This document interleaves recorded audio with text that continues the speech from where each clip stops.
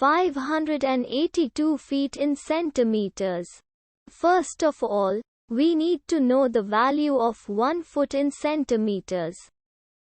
It's always 1 foot equals 30.48 centimeters. Now we have to multiply 30.48 by 582.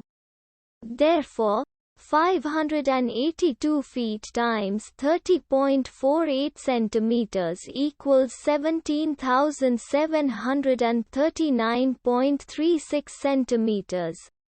So, in other words, 582 feet equals 17,739.36 centimeters.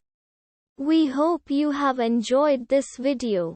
Please like and subscribe to our channel for more videos like this.